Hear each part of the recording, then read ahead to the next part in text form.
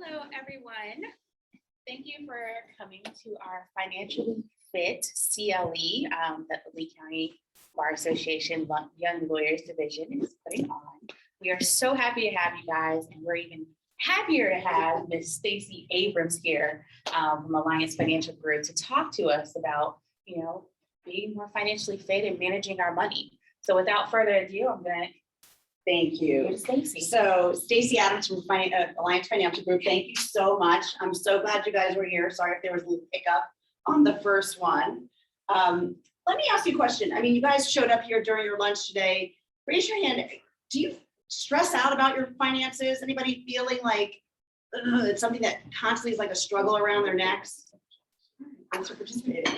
No, I'm teasing you guys. Listen, you guys are working hard. You're lawyers. You're doing what you need to do every day. But your money is got to be working for you, right? Or you're going to get to the end of the line. The game is played only one way, right? We work all our lives, and then we get to the end of the line, hopefully at 65, some of us at 67, sometimes we're pushing it to 70. And we have to hope that everything we did along the way worked, right? But unfortunately, most people aren't like kind of checking where they are in the game periodically as they move forward. So they're just kind of tunnel visioned, doing whatever they think they know what they should be doing until they get to the end. What I'm going to tell you today is that we can't play the game that way anymore, right? You have to be doing checkups and checklists constantly to make sure that you are going to get to the end result. Because I have not met anybody who said they really want to work forever. Like they say it all the time, and that's only because they don't have enough money, okay? Because if I do my job or your financial professional does their job with you, the reality is you may love what you do, but you're going to want to scale back at some point, okay? Most attorneys I talk to say, don't let me die in this chair. Don't let me die in this chair. So we're going to talk about how to be financially fit. And it's something that is super important. Bear with me because we're doing it a little old school way.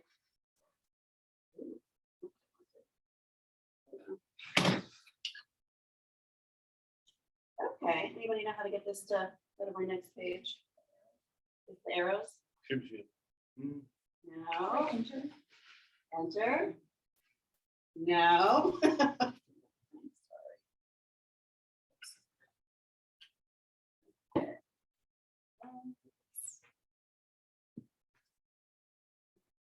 Bear with me.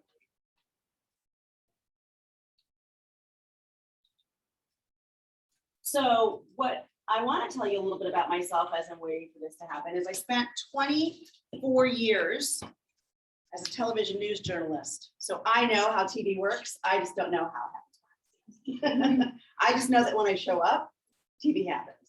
So anyway, here we are. And in TV, we never had PowerPoints.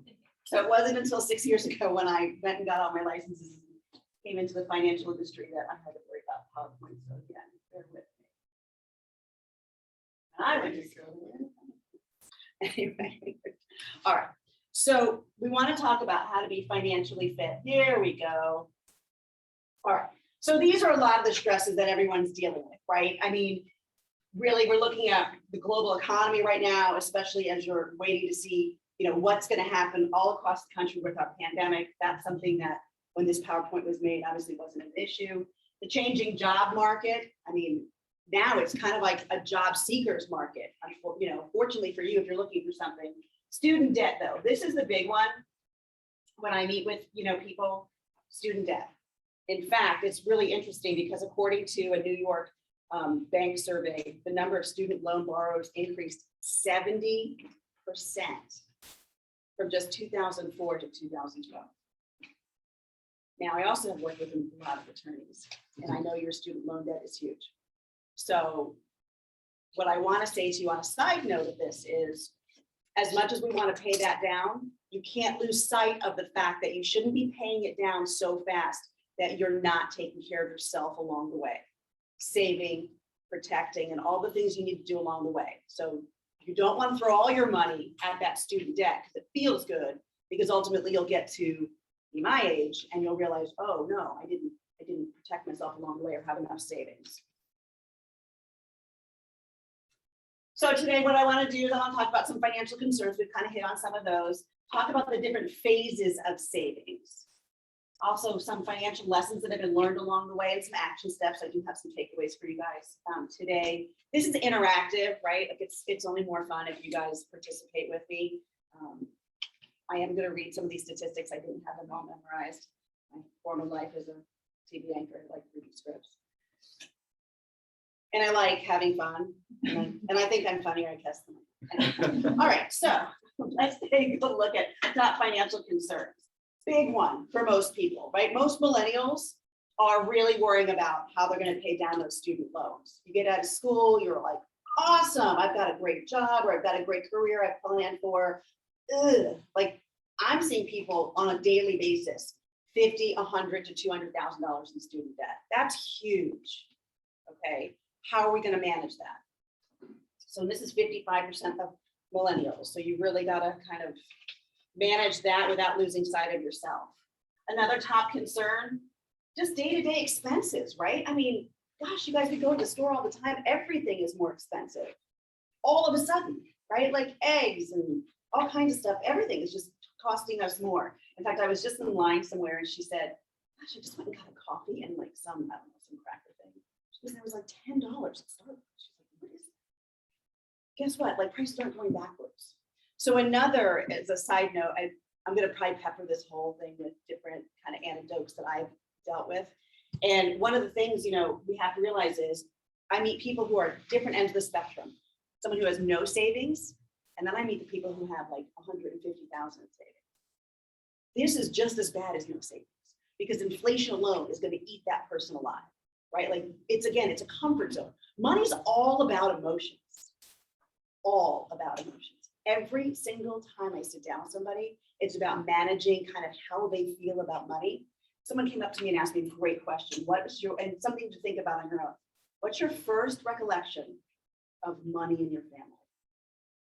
And just think about that because that really kind of lays the foundation for how you think of it as an adult, right? Like I had this conversation with a couple people in my office and some people had, you know, kind of stressors, like their family had gone through stressful times.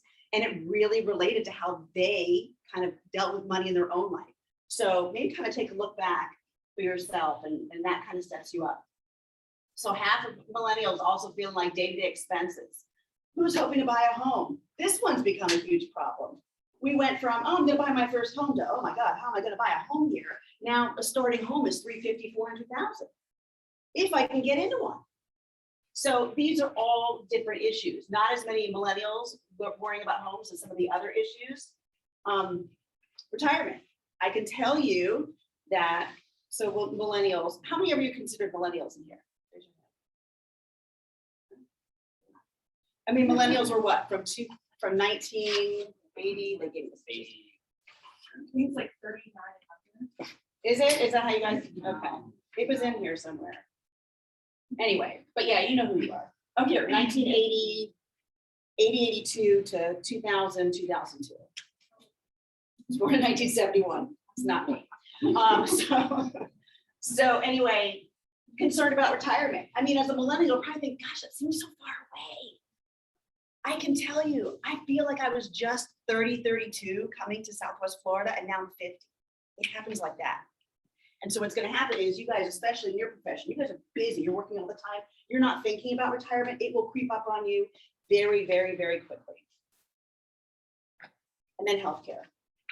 This is another conundrum for a lot of you because some of you are not in big enough firms, maybe you're on your own, and you have to provide your own healthcare. So that's another kind of issue, and you don't want to wait, unfortunately, until you need it. So we want to make sure that we are prepared for our healthcare. It's okay, I just laid like all kinds of negative things on you, right? Like, great, Stacy, thanks for taking my lunch. Now I'm like really worried about paying for my loans, preparing for tomorrow, saving for retirement, and even a vacation. After I just told you all about that, your dollar only goes so far. Now vacation seems like something you can't even do, right? Okay. But you can. I'm telling you. Do it. That's the next slide, right? That's the next slide. How we're going to get there. All right. This is my favorite saying. I say it to my clients all the time. This is a marathon. It's not a sprint. Okay. Everyone wants everything in our society today. It doesn't happen. I meet more people who say to me, I don't know, like, I'm not ready to sit down with you. I don't have enough money. All the more reason you have to sit down with somebody. Don't wait. Tomorrow comes whether you're ready or not, right? So this is a marathon. We've got to start small and just keep going, one foot in front of the other. And it's going to take patience, stamina, determination, and focus. All right, here we go. Starting blocks. If you're in your 20s and early 30s, I'm not going to ask you to raise your hand, but I'm sure you know who you are. We need to get the most out of what we're doing. This represents how important it is to start. So we're going to take $1 and invest it. And to get to $1 million, hypothetically, say using a 7% rate of return, I'll be honest with you, if you've been investing in the last 5-10 years, like rates of return have been amazing. Okay, not normal. Okay, trust me, if this was normal, like everybody would have all their money in stocks. There'll be a correction, we just don't know when. That being said, this is for illustrative purposes. That $1 to get to $1 million, if you're 25, you only need $381 a month. You wait to 35, you now need 820. Look at the gap. It starts to get pretty big. You wait till you're 45. And in all honesty, this is really when people start to come to me. Like when they think about it, like, I'm going to reach out to you just because I know you don't know and I want to help you. But this is really when people start to reach out to me. And then I tell them, you need to be saving almost $2,000 a month. Like, yeah, it's a lot. Because now at 45, you've got a home, you probably got kids, you're married, like you've got obligations. Your dollars aren't $3. Now you become the 55-year-old who says, oh, well, whoa, I didn't feel this old, but I hope to retire at 65. I hope you have almost $6,000. This is just to get to 1 million. Now, I don't know about you, but I can tell you that $1 million does not go very far, okay? We haven't even talked about taxes. That's just $1 million. It's really not a lot. In fact, if you think about it, $1 million at a 4% safe withdrawal, which is not only 4%, but play the game with me, it's $40,000 a year. So you go into retirement thinking, I've got $1 million. You don't. You're technically getting $40,000 a year, and we have to pay taxes. It's scary, right? So how do we get rich? It's coming. It's coming. All right. So now the tax man comes. I'm going to read this one because I definitely don't want to get this wrong, especially a bunch of attorneys are in front of me and they're like, all right, you cannot avoid taxes. Underline, you cannot avoid taxes. This is an interesting slide because it kind of goes against how I feel about things. So I'm going to present it and then I'm going to tell you how I feel. So this is showing you the value of taxable accounts versus tax deferred accounts. Tax deferred accounts are your IRAs, 401ks, 403bs, 457s, you work in the government. So what they're saying is this is the impact of the taxes. This uses the hypothetical value of $10,000 invested in stocks. And we want to show you, hold on, again, look at this. They don't want to mess up this tax one. Okay. This image is showing you how you can increase, deferring taxes can increase the value of the investment over time. Okay. After several more years, however, the difference is substantial, right? You can see deferring tax, deferring tax, deferring tax, deferring tax. Awesome, because all along the way you didn't pay tax. So what happens at the end? Right. So now I'm going to tell you how I feel about these accounts. I meet a lot of people, especially now, who say, well, I don't have a 401k. I'm like, awesome, we're going to do better. Because the 401k, as you have a compounding gain, you have a compounding tax problem. And in those accounts, the government forces you to take the money. So at age 72, whether you need the money or not, you have to take it. That's a big problem. I have a client who has a $3 million 401k. He doesn't need the money. He's 70. He has to take it or he will get penalized by the Iras. So when someone says they don't have a 401k, I can show you how to be far more successful, because if we have a non-qualified, all that means is it's not a retirement wrapper. If we have a non-qualified investment account, we have capital gains taxes. much more favorable right now. Let's not go there, but under 400,000, we're still good. Okay, let's just play the game. We're still good. We're not talking politics. Right? Your 401ks, 403bs, 457s are taxed at the highest level of all your taxes, ordinary income. So don't be the person who kicks the can down the road and thinks, oh, I need to put it all in a retirement account. You know, the retirement account, I always say, if for a lot of people, if there were no retirement accounts, people would have no money in savings, like retirement savings. The problem is you have that compounding tax. You're limited to 19.5 to put in, and you have a deferred tax. I would and you can't touch that money, right? You guys are pretty young in here. None of you look like you're pushing 50 like me. Anyway, my point is there's a lot of life between where you are and 60. And if you put all your money in those retirement accounts to get the tax break now, what happens when an opportunity, you want to expand your practice, right? Or you need money for a house, or a pandemic hits, you're like, oh, I need money. That money's in jail, folks, except for last year. I feel like there's always an asterisk. Obviously, we had the Secure Act and you can take the money, but on a normal year, you cannot touch that money or you get penalized by 10% and the tax. So we can't do this.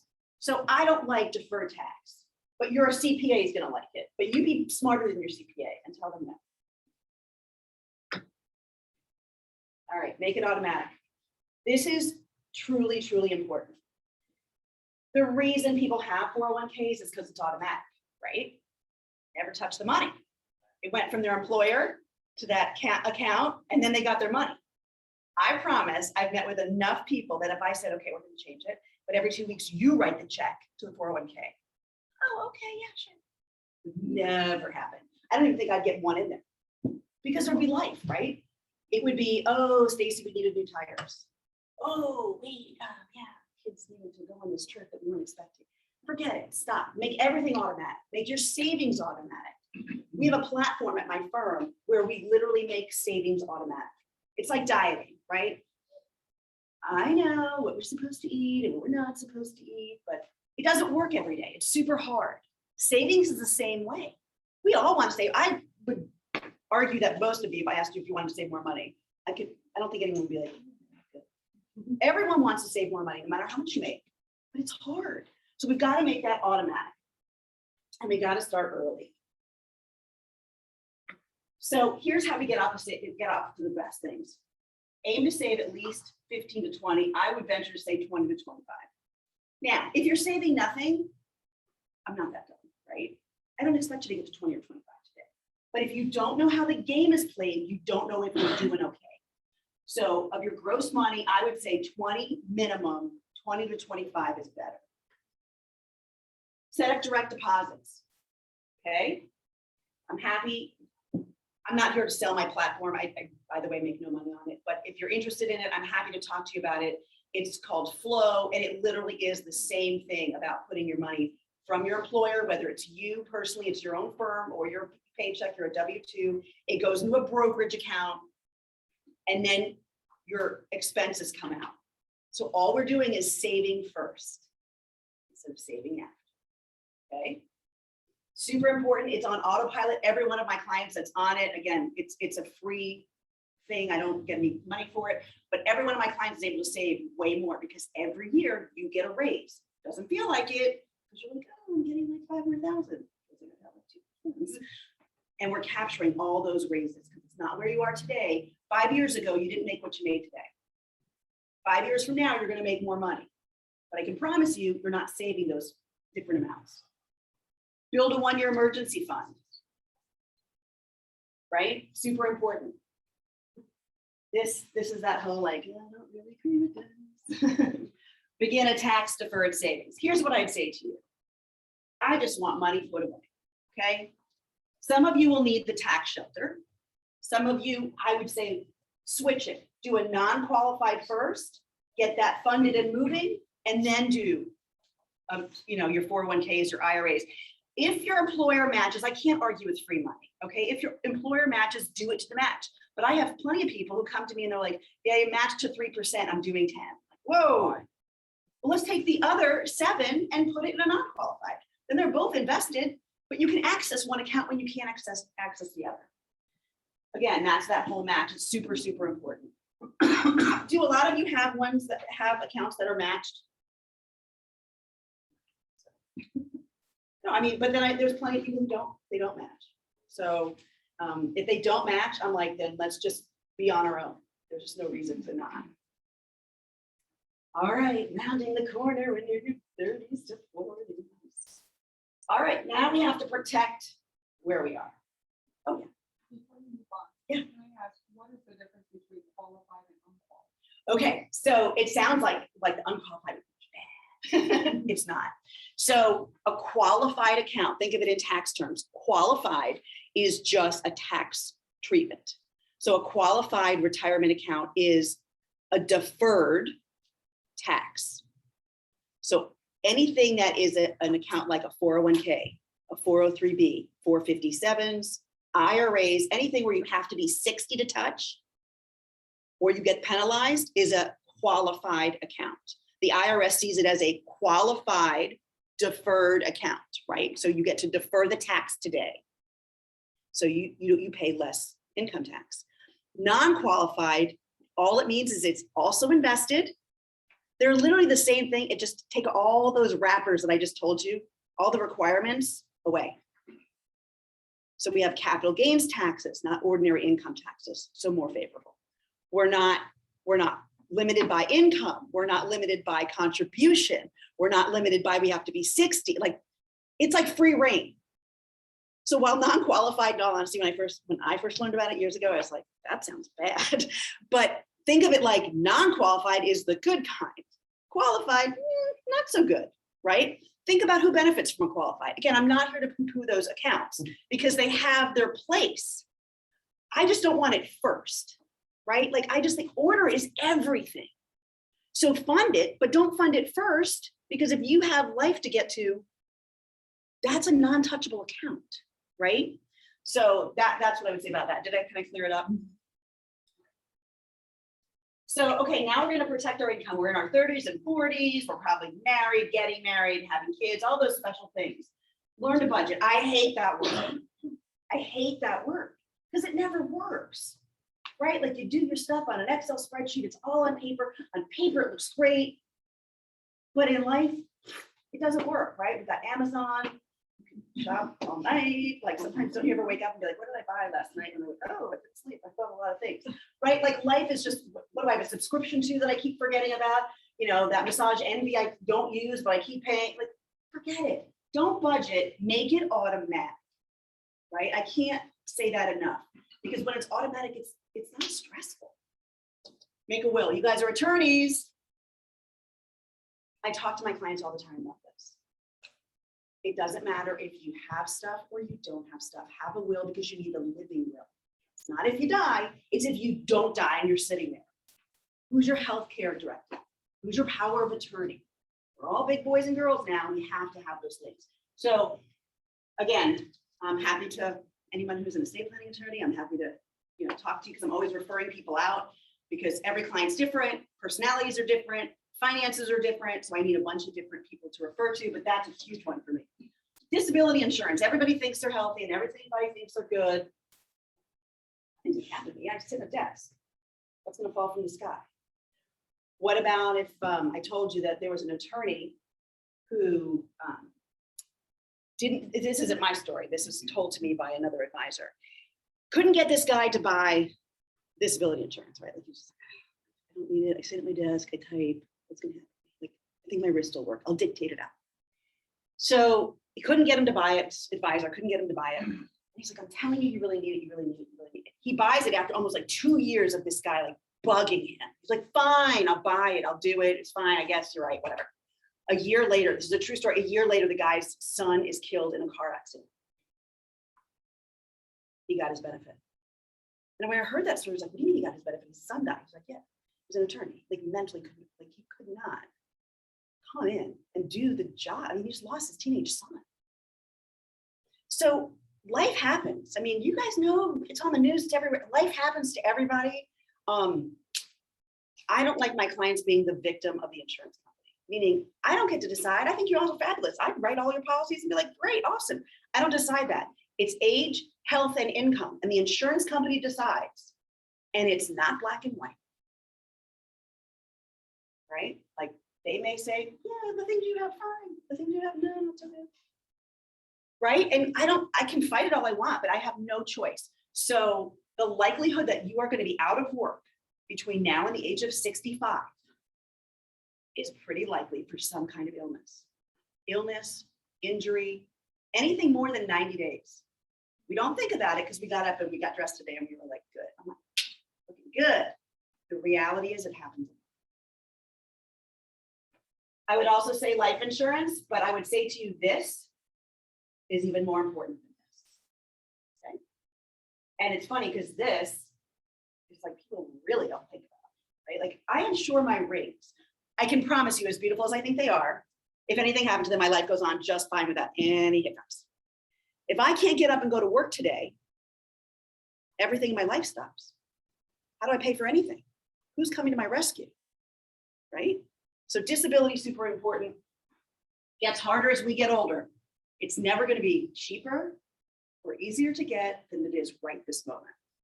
Life insurance, awesome. We can also show you how to make it work in your portfolio. That's a whole nother presentation, but building an emergency fund. Guys, savings, savings, savings. If you leave with nothing, it's super important that you guys protect yourselves. Home stretch, 50s and 60s. Oh, this is me. Home stretch. All right, boost your savings, right? So here's where we're talking about qualified and non-qualified. All qualified. Like these are all the accounts that help out. 403, 1, 3, 57. The max contribution you can put away is $19,500 if you're under 50. If you're my age, you get to get, I think it's up to 7,000 actually now. Traditional IRAs. So here's another thing. If you didn't have a 401k and you're like, well, Stacey, I'll just do a retirement account, I'll do an IRA. I'm like, okay, well, you're not getting to the promised land on $6,000 a year. Again, that's where that non-qualified investment account comes in. You can put in an extra 1,000 if you're 50. And then that's where it gives catch ups. The Roth, unless you're making less than, I think it's 140, 130 something on a single.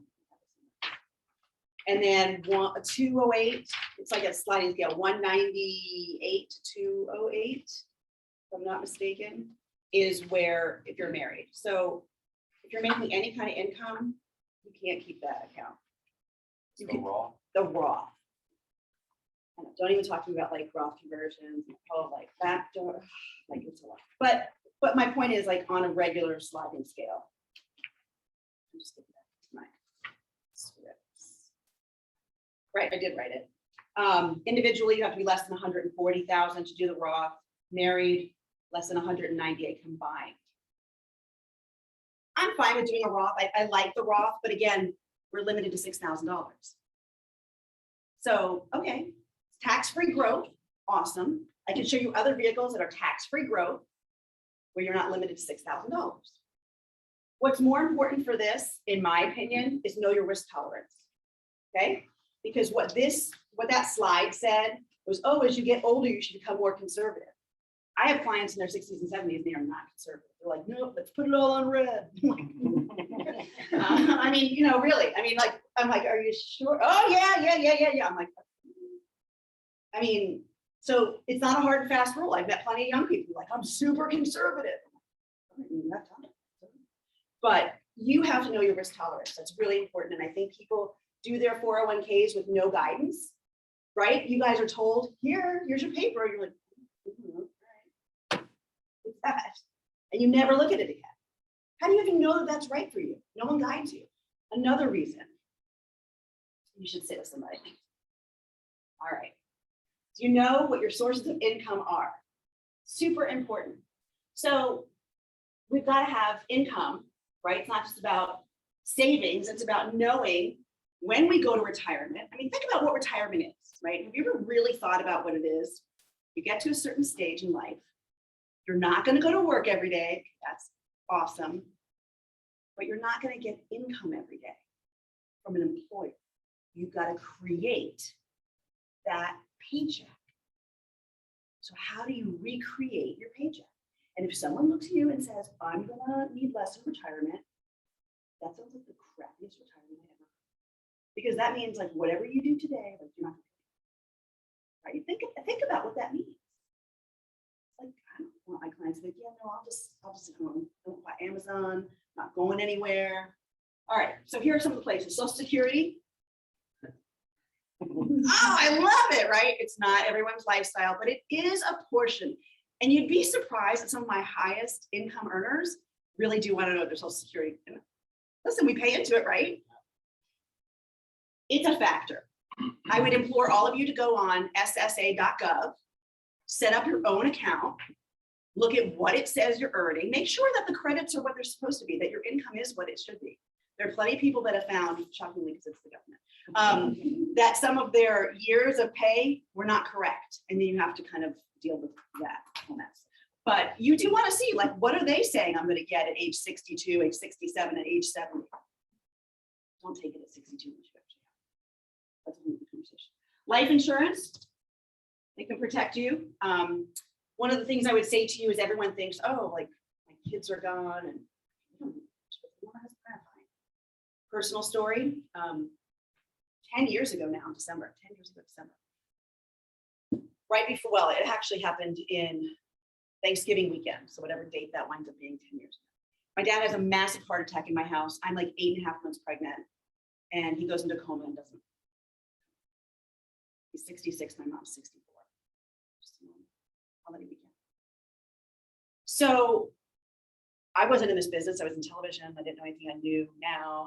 And my mom said, I said, well, is there life insurance? She's like we let that go during the recession because it was like so expensive. And like, your dad was going every year for a physical and I thought he'd be fine. And I'm like, there's no money.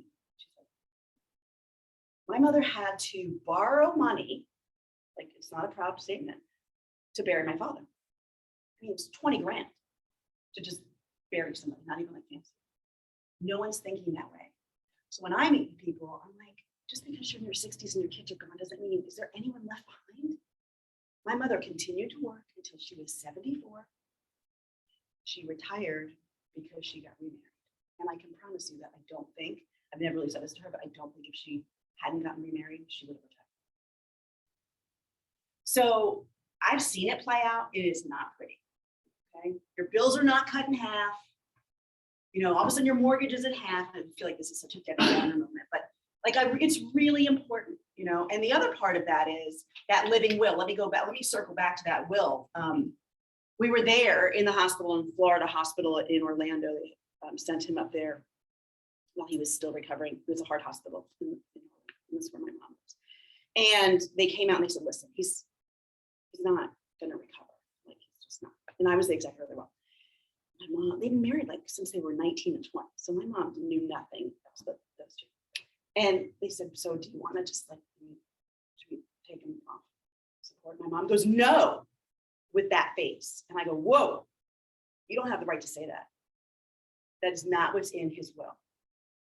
And my mom, like, it's just like such a visual, like she just, because you never want to put your spouse through that, where they have to say it, right? Like she knew, like he didn't want to be a vegetable sitting in some nursing home forever. But to say, yeah, why don't you go ahead and unplug them, right? So that living will is vital, because if I had to prove it at that point, I could prove it. She couldn't fight me on it. So those are things I talk to my clients about, just personal experiences, because I know what that looks like. It's not something that everybody deals with, right? So I want people to see, like it's I don't want someone to have to go through that. Annuities, people think they're awful, they're amazing, right? Why are they amazing? Because you know what's coming to you. You know how much money is coming to you every month, right? This is an annuity. All an annuity means is you're going to get a paycheck every single month that you can't shut off until you die. Why would that be so horrible? right? Like, Allegedly for social security. okay, yeah, allegedly. All right, thank you for that little asterisk on that. But my point is, people talk about, and annuities have changed 150% since our grandparents. They're amazing, right? The fees are lower than ever. One of the things I love to do, I know I'm not supposed to be doing this, but one of the things I really love to do with people who have old 401ks, like never leave it behind. If you move to another employer, roll it in if you can. I don't even like rolling them in because I like having several buckets, right? Like I don't want everything in the same bucket because if one bucket's like down, I want to diversify. So I like now they have these things called buffered annuities. So what it is on the downside, you get 20% protection and you get the upside of the market. And the fees are very low, sometimes 0%, sometimes like 1.34, very low. But that's for qualified money you can't touch anyway. So it's a 6-year deal. What's the negative, Stacey? 6 years, but you can't touch that money anyway. So we put it in a protected vehicle and you start a new one. That's what I advise my clients to do, right? Like I don't want all of their even deferred money in one pile because if things aren't going great, anyway, that's just me. Pensions, let's face it, most people don't have a pension anymore. If you have a pension, that's amazing. So take a deposit. No, I mean, this is really where most of it's gonna come from this and savings and your 401ks, or call it what you want, your deferred plans. That's why it's up to you, right? Like this is how most people retired, our grandparents. I mean, when you think about like, it's funny because we think of retirement like our grandparents did, and yet the playbook is completely different. Our grandparents, first of all, they retired at 60, 65. And let's be real, they were like dead for 70. I mean, it's sad, but it's true. People are like 80, 90, 95. How are you going to make your money last 30 more years? Right? So we need a lot of diversity. Social Security, it was that, a pension, and they had some savings and they were great. That's not the case anymore. It's up to us. All right. Oh, this is great. Okay. So what this shows you is you can read the color chart. Small stocks, large caps, government, treasury bills, inflation. So what this is showing you is how the different asset classes performed over the course of 20 years. Right? So large and it just depended on the year, large and small kind of tally along. Government bonds, you can imagine, it's like fixed income. So those were kind of the same. But look at, you don't have like a clear winner, right? I mean, you could say small stocks won out, but then you could be here and say, like, oh, small stocks lost. So, this is what this is proving is you cannot time the market. All right. So here's why I would like my business card to say financial psychologist, but I can't get that through compliance. All right. So what this is saying is we invested some money here in 07. Remember what happened between 07 and 09, the Great Recession, and we go out to 18. Okay. If we had stayed the course in the stock market when it dipped in 09 to its worst, look at where we would be. If you exited the market, like a lot of people did, right? It went to hell in a handbasket and people were freaking out. So they pulled their money out. If they only waited a year and reinvested, look at the difference in end result. Because they did it on behavior, they did it on emotion. And then there's tons of people who just got out and never went. So you cannot time the market. The market is legalized gambling, right? Like, I mean, it's like, that's it. But the best advice I can give you is when everyone's getting spooked, stay. Now, if you're 60, hopefully you're working with an advisor and you're not going to stay in the same exact things. But if you're young, stay the course because you will never know when the dips are going to be. And wait till you see this next one. This one gets me every time. All right, so what this is saying is you invested the money, right? And you stayed the course the whole time over the past 20 years. Your average return was 8.2. If you miss just 10 of the best days over that 20 years, your return was now 4.5. If you missed 50, just 50 days, when you think over a span of 20 years, now your return was 3.7, negative 3.7. So the whole point is you can't pick and choose when you're coming in and coming out, right? Leave that for the professionals. If you have a portfolio and you have a stock portfolio, and it's managed and people are looking at, people are pulling, money managers are moving stocks in and out of those, right? Like people have asked me if I do that for my clients. I am not smart enough to do that, okay? You think about the people sitting on Wall Street. By the time we know about it, it's past, okay? No offense to everybody who loves Robinhood and all that stuff on their phone. By the time we've heard about it, folks, the ship sailed. Okay? Leave it to people who are sitting there and see the forecasts well in front of them. They do know what they're doing. And so I think this proves to you that if you just invest wisely and stop and don't look at it. Like I have people who look at it every day and I'm like,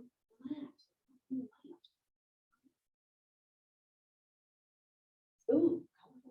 All right, assets, winners and losers. Small stocks are the dark color, large stocks, light blue, international long-term bonds, treasury bills. All this is showing you is from 1998 to 2017. Here's the winner, here's the loser that year.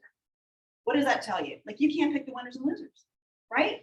So here, 2 years in a row, we had, small stocks winning. Long-term government bonds. So you just don't know. It's stay the course and it all comes to fruition for you. Don't think that, you can figure it out. So be disciplined, right?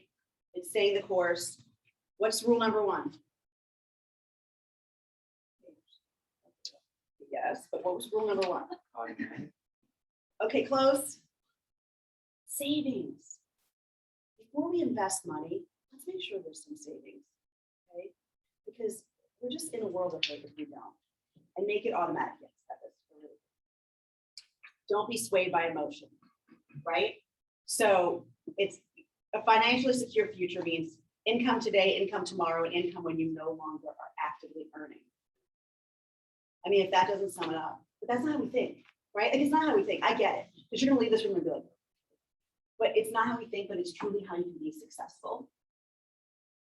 So keep in mind, if you don't already have a savings, let's start saving now. And let's make it easy, make it automatic, right? Stop making it hard on yourself.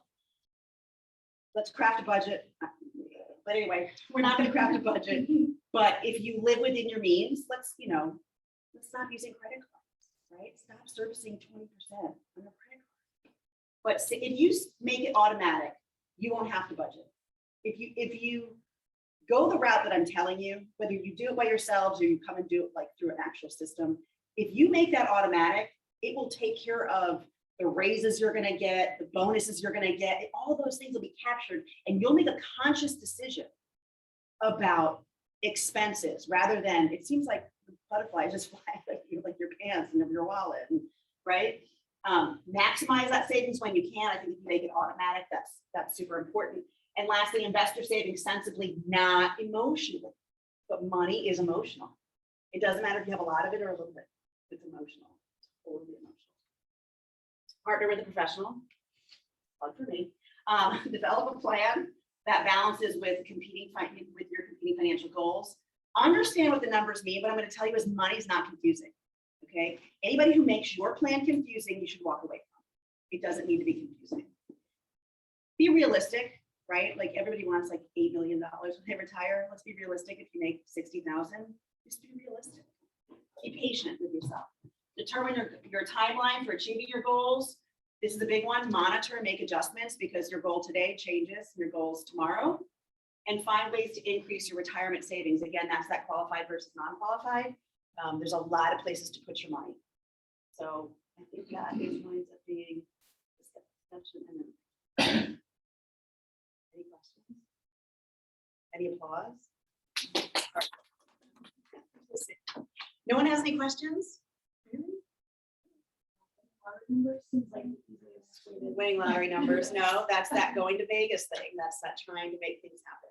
Also, that guy who said that he didn't need that money, totally contact. He can, I know, right? Take a charitable. But you'd be donation. surprised, like, he had his own company, but you'd be surprised how many people build up other assets and then that 401k becomes something that they, you know, in all honesty, I don't want someone to have a big 401k. I want them to have other, you know, market assets and other assets that are big. So we don't have that bill. But if you have that, then you're forced to take it. You don't have a choice. So Are you like a stockbroker, a fiduciary? What's your role? I am a fiduciary. I do advanced insurance and investments. So I do it all. Because I really do believe that you need both, right? I need to protect where you are today, because if I don't, everything I grow for tomorrow is gone, right? If I build you a bunch of gold bars outside of your door and you come and get sued and they take all those gold bars from you, what good do they do? Right? So if that's a whole, if we just put money into a retirement account and we don't have that middle bucket and life happens, if I haven't protected you, where are you going? Going to that bucket. And you also mentioned other things besides the Roth that's tax deferred, So tax-free. tax-free. That's what I mean. Tax-free. So little side note, yeah, if you use certain kinds of life insurance, there is, if you do it correctly and you have them built correctly, those are tax-free growth. And I use that in a portfolio, not in a portfolio, but as someone's financial portfolio in retirement. But again, you have to be approved for it. Yeah. Right. So in full disclosure, when I got into this business, and part of our strategy is using life insurance as an overall, as one of the pieces, right? You have cash, you have real estate, you have deferred, you have non-qualified, qualified, non-qualified. You have all these different buckets, and I use insurance as one of them. The reality is I said, well, why doesn't everybody do this? You'd be surprised at how many people are just not insurable. So if you're not insurable, I have to make sure we have a bigger tax advantage bucket, which would be our non-qualified bucket. Why would somebody not be? Because the insurance companies make decisions. It's all actuarial. They look at their health, you know. If an insurance company will give you a policy today, you're not going to die. But there's like 16 or 30 different health ratings. So just because we all look healthy today on the outside doesn't mean that maybe there are things going on the inside that, you know. And once you get it, you don't reevaluate. Once you get it, unless you don't pay for it, yeah, once you get it, you hold it. You could be sick as could be, you can have term and we want to convert. And as long as you paid that premium, they can never come back and take it from you. So that's why I like to get young people who say, well, I'm not married. I'm like, just, it's a placeholder, because then we'll never have to go ask anybody again. Then you decide how we utilize it in your portfolio, rather than you get to be 45 or 50 and they say, well, you have all these things wrong with you or not, or you're going to have a health rated. I mean, this is like kind of in the weeds, but then they'll rate you and then your insurance is like way more expensive. I'm like, get all those protections and own them when you're young. You've got them then throughout your life. No one gets to tell you you can't have it. I just don't like people coming in and I can't get it. Like, I can't. They get all excited and they're like, want to do some of these things. And they're like, I can't get it. And it's not my decision. So I hope you guys learned something. I hope this was valuable. Oh, I do have a takeaway. Like, it's just a little checklist. I passed it out. Oh, you did? Oh, you got it. So that was it. Thank you so much. Thank you. Thank you for everybody online. Thank you for coming. Oh, thank you. Thank you all for attending our presentation today.